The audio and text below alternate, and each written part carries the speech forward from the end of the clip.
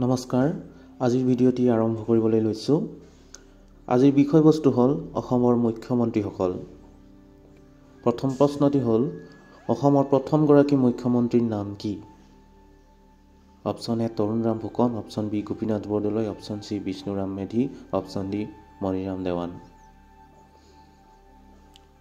এইটো একেবাৰে সহজ প্ৰশ্ন হয়তো বেছিভাগেই জানে আপোনালোকে প্ৰথম যেটো প্ৰশ্ন অসমৰ প্ৰথম গৰাকী মুখ্যমন্ত্ৰী তেখেতৰ নামটো হ'ল অপচন বি গোপীনাথ বৰদলৈ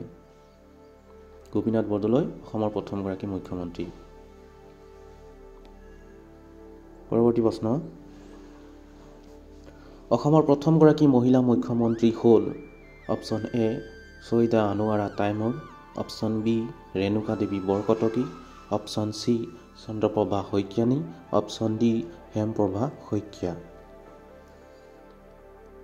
ইয়াৰ ভিতৰত শুদ্ধ উত্তৰটো হৈছে অপচন এ ছৈয়দা আনোৱাৰা তাইমুৰ হ'ল অসমৰ প্ৰথম গৰাকী মহিলা মুখ্যমন্ত্ৰী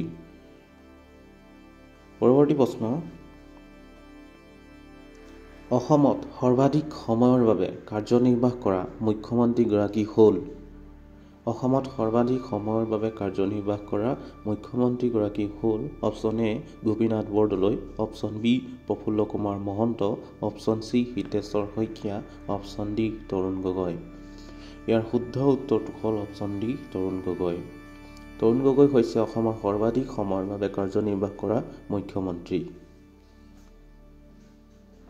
নেক্সট কুৱেশ্যন অসমৰ প্ৰথম গৰাকী অকংগ্ৰেছী মুখ্যমন্ত্ৰী গৰাকী হ'ল প্ৰথম গৰাকী option a Prafulla Kumar Mahanta option b Syeda Anowara Taimur option c Sarbananda Sonowal option d Golap Borbora ইয়াৰ শুদ্ধ উত্তৰটো হ'ল অপচন ডি গোলাপ বৰবৰা তেখেত জনতা দলৰ হৈ নিৰ্বাচিত হৈছিল আৰু প্ৰথম গৰাকী অকংগ্ৰেছী মুখ্যমন্ত্ৰী নেক্সট অসমত ভাৰতীয় জনতা পাৰ্টিৰ প্ৰথম গৰাকী মুখ্যমন্ত্ৰী কোন ইয়াৰ শুদ্ধ উত্তৰটো হৈছে অপচন সি সৰ্বানন্দ সোণোৱাল হ'ল অসমত ভাৰতীয় জনতা পাৰ্টিৰ প্ৰথম গৰাকী মুখ্যমন্ত্ৰী ইয়াৰ পৰৱৰ্তী প্ৰশ্ন অসমৰ দ্বিতীয় গৰাকী মুখ্যমন্ত্ৰী কোন আছিল option a Gopinath Bordoloi option b Bimala Prasad Chaliha option c Bishnuram Medhi option d Golap Borbora Gopinath Bordoloi প্ৰথম গৰাকী আছিল বিমলা প্ৰসাদ চলিহা হয়তো দ্বিতীয় গৰাকী আছিল খুব সম্ভৱ ইয়াৰ যিটো অপচন সি সেইটো হ'ল শুদ্ধ উত্তৰ বিষ্ণুৰাম মেধি শুদ্ধ অপচনটো হ'ল অপচন সি বিষ্ণুৰাম মেধি অসমৰ দ্বিতীয় গৰাকী মুখ্যমন্ত্ৰী আছিল বিষ্ণুৰাম মেধি এইখিনিতে এটা কথা কৈ থওঁ যে বিষ্ণুৰাম মেধি প্ৰথম অসমীয়া ৰাজ্যপালো হয় তেখেত তামিলনাডু অৰ্থাৎ সেই সময়ৰ যিটো মাদ্ৰাছৰ ৰাজ্যপাল আছিল পৰৱৰ্তী সময়ত তেখেত ৰাজ্যপালো হৈছিল গতিকে প্ৰথম গৰাকী মুখ্যমন্ত্ৰী গোপীনাথ বৰদলৈ দ্বিতীয় গৰাকী বিষ্ণুৰাম মেধি কেতিয়াবা দ্বিতীয় গৰাকীও আহিব পাৰে গতিকে দ্বিতীয় গৰাকীও চাই যাব বিষ্ণুৰাম মেধি আৰু তেখেত আছিল প্ৰথম অসমীয়া ৰাজ্যপাল নেক্সট কুৱেশ্যন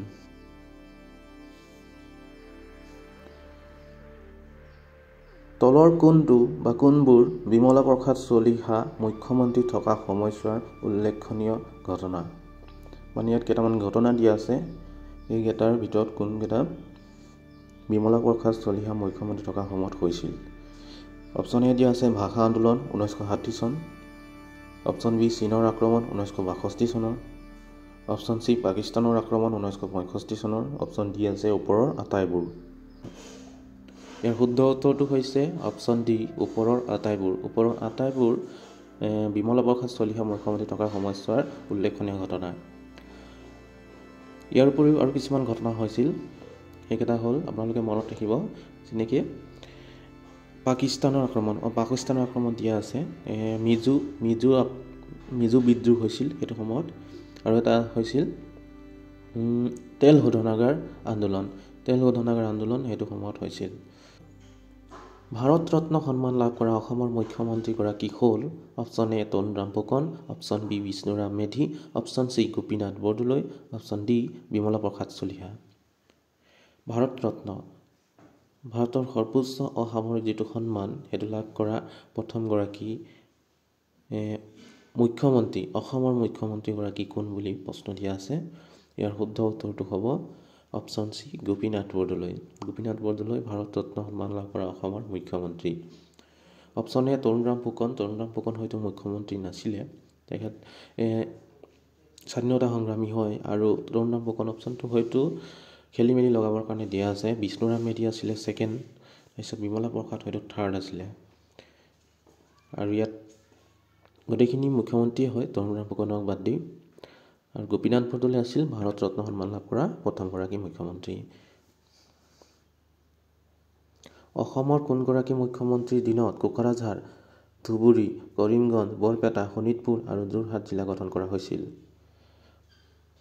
অসমৰ কোনগৰাকী মুখ্যমন্ত্ৰীৰ দিনত কোকৰাঝাৰ, ধুবুৰী, কৰিমগঞ্জ, বৰপেটা, শোণিতপুৰ আৰু যোৰহাট জিলা গঠন কৰা হৈছিল?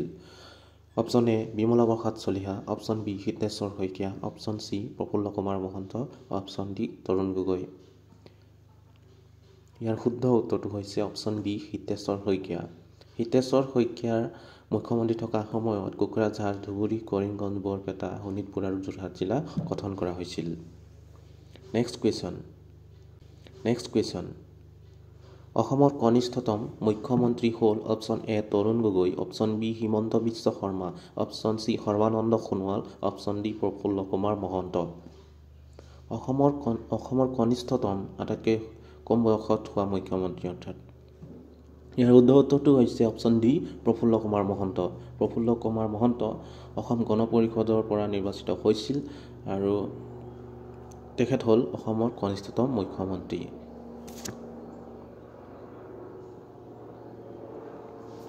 কোনগৰাকী মুখ্যমন্ত্ৰীৰ দিনত অসমত ক'ভিড মহামাৰীৰ সূত্ৰপাত হৈছিল?